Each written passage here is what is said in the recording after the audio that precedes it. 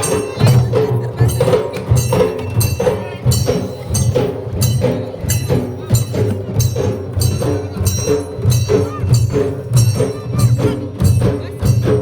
नमस्कार मंडळी, माझ्या यूट्यूब चॅनलवर तुमच्या सर्वांचं स्वागत आहे. तर पुढची क्लिप बघून तुम्हाला समजलंच असेल की मी कुठेतरी कार्यक्रमासाठी गेलेले आहे. ती कुठे गेलेली आहे तुम्हाला पुढे सांगतेच. त्याच्या आधी ना इकडे बघा, आमच्या इकडनं सकाळचा असा पाऊस पडला होता आणि सगळं ओलं ओलं झालं होतं. हा खरं तर व्हिडिओ ना मागच्या रविवारचा आहे, मला टाकायला वेळ झाला कारण की कार्यक्रमाला गेले होते ना तिकडं. तर तिथं प्रांशूची परीक्षा होती म्हणून तिचंच आवरत होते मी. तिचा स्कॉलरशिपचा पेपर होता म्हणून ती पेपरसाठी जाणार होते म्हणून, आणि ती गेली की आम्ही तिकडनं तसंच तिला घेणार होतो. तर इथं माझा भाऊ मला नेण्यासाठी आला होता. तर मी चालली होती माहेरी, कारण की माझ्या माहेरची यात्रा होती देवाची, तिकडे नेण्यासाठी भाऊ आला होता. तर आमचा आवरलं हे टायमिंग संध्याकाळ 4 वाजता आहे. आमचं आवरलं आणि नंतर ना आम्ही निघालो. मुलांना कपडे पण घ्यायची होती म्हणून कपडे वगैरे घेतले.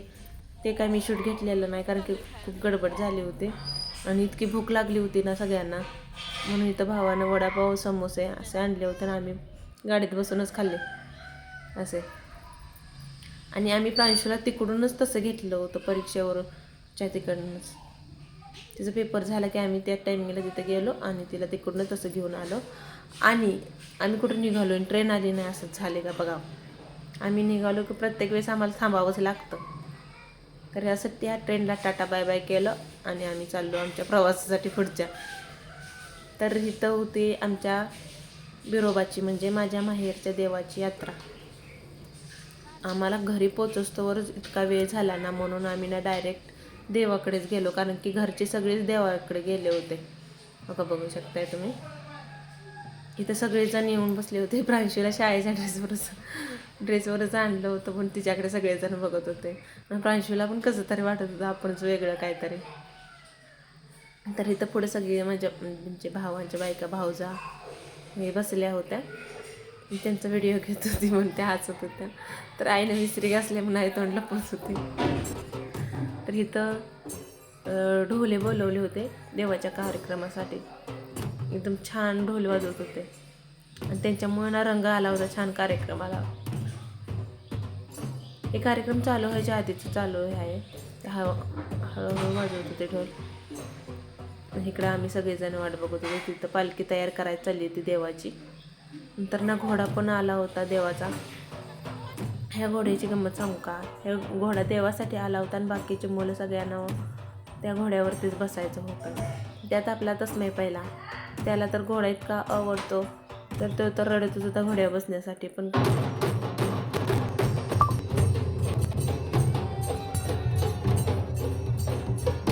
किती छान ढोल वाजवतो, किती छान वाटते. एकदम सुरत आला, ते एकदम कार्यक्रमाला वेगळाच ना रंग आला या ढोल्यामुळे.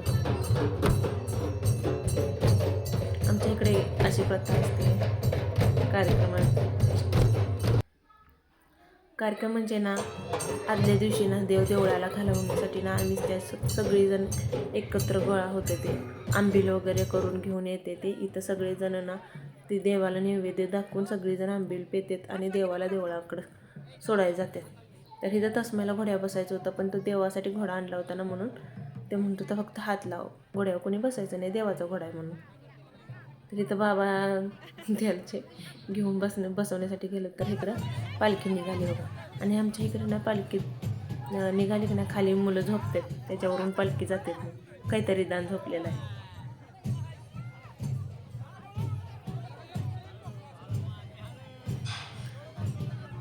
अशी सगळीजण आमच्या इकडच्या एरियातले सगळे गोळा होतात देवाची पालखी घालवण्यासाठी म्हणजे मंदिरात. कारण की उद्या यात्रा आहे देवाची. उद्या परवा 2 दिवस यात्रा असते. उद्या पोळ्या, परवा दिवशी बकरी असते. ही अशी देवाची पालखी आहे. देवाच्या पायात पडलो, दर्शन वगैरे केलं आणि देवाची पालखी घालवण्यासाठी आम्ही निघालो. रिदान बघा किती दमवतोय बाबाला. बाबाच्या खांद्यावरतीच बसलाय. आणि देवाची पालखी अशी लगेच जात नाही की अशी खेळत खेळत मागं पुढं करत करत एकदमच अचानक, म्हणजे ती लोक करत नाही म्हणते ती देव स्वतःच नाचत नाचत जात असते वाटतं. धी बघा खूप छान.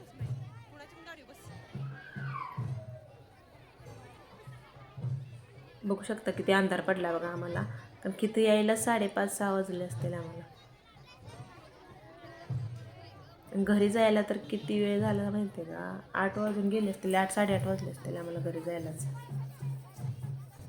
आमच्या इकडं अशी प्रथा असते, म्हणजे बिरोबाच्या देवाची. तुमच्या इकडं कसे असते मला कमेंटमध्ये सांगायला विसरू नका. असे खेळवत खेळवत नाचत नाचत ना पालखीने जाते आता. आणि इतकी पब्लिक गोळा झाली होती, लोक अशी अचानकच पळत जाते मग पुढं. बघू शकता इतकी गर्दी होती ना, मुसूरच्या स्टँडवरती इतकी गर्दी असते वाहनांची, पण आज एका पण वाहनाला जागा नव्हती, कारण की सगळीकडे माणसंच होते.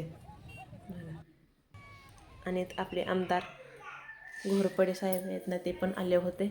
आणि इकडं आजोबांची ड्युटी होती मुलांना चारण्यासाठी, कारण की लय कंटाळा आला होता दिवसभर. म्हणलं मी नाही चालणार, म्हणून माझे वडील चारत होते दोन्ही नातवंडांना बघा. आणि व्हिडिओ कसा वाटला मला कमेंटमध्ये नक्की सांगा. चला बाय.